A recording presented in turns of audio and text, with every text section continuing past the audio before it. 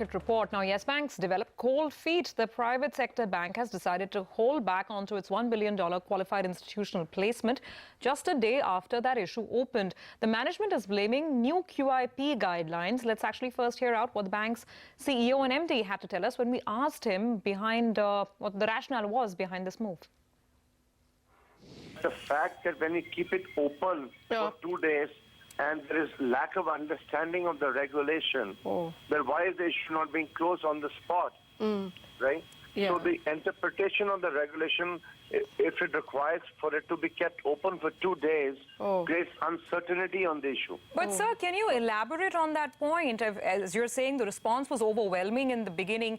If you could give us some sense on, I mean, was half the issue subscribed? Was a quarter of it subscribed already?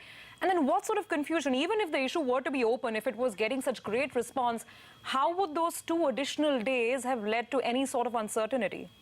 It's a very good question. It's a very brilliant question because, fundamentally, you cannot allocate.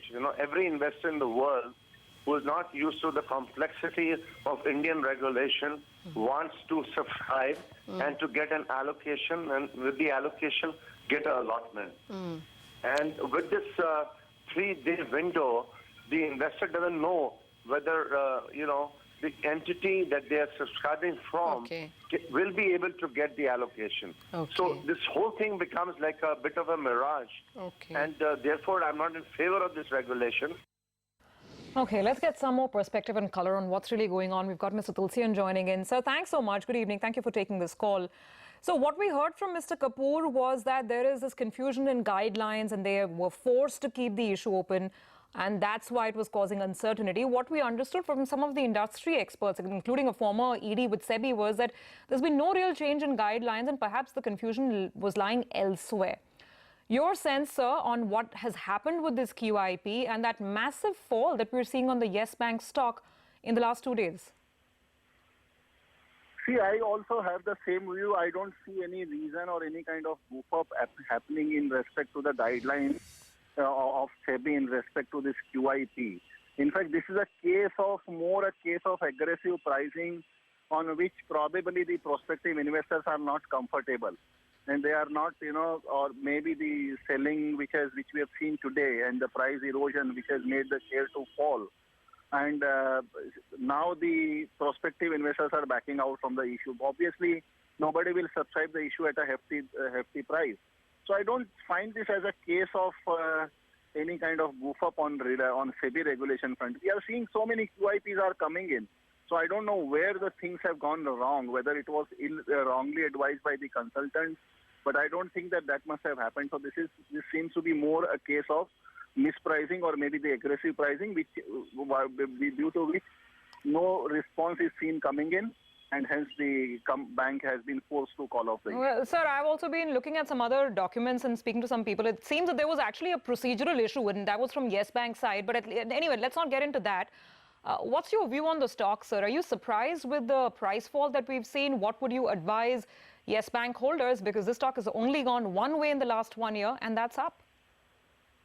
See, firstly, again, since you have touched on that procedural part, we are all only seeing from one side of it, unless until we have the entire 360-degree perspective of the whole matter, which only management must be having with them, or the consultants or the agencies or the experts which are attached with this issue. So they only can, throw the light, but I don't think that even they are coming clean and transparent in respect to this falling of the issue as well.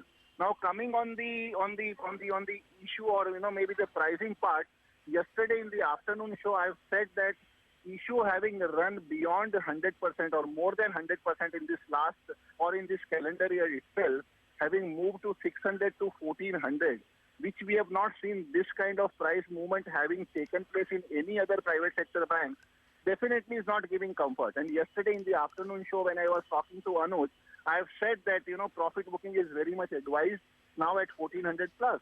So this is definitely seen to be a case of aggressive pricing.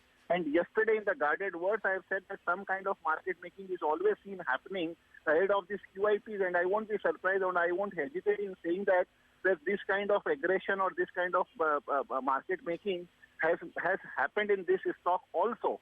And due to this, the share has more than doubled in this calendar year 2016, which has not been the case in any other private sector banking stocks. In fact, I have been keeping my positive view. Probably Yes Bank was the only stock in my buying list since the start of 2016. But beyond a point, you just don't have comfort in the valuation of the stock. Because if you take a book value of about 345 rupees on 30th June, the share is ruling at a price to book of closer to 4 or maybe 3.9. And if you see the net worth of about sub 15,000 crore and the issue of 7,000 crore being made by the bank now, definitely, is seen quite rich or expensive. All right, Mr. Tulsian, we'll leave it on that note. Appreciate you joining in with your view over there. All right, time for another quick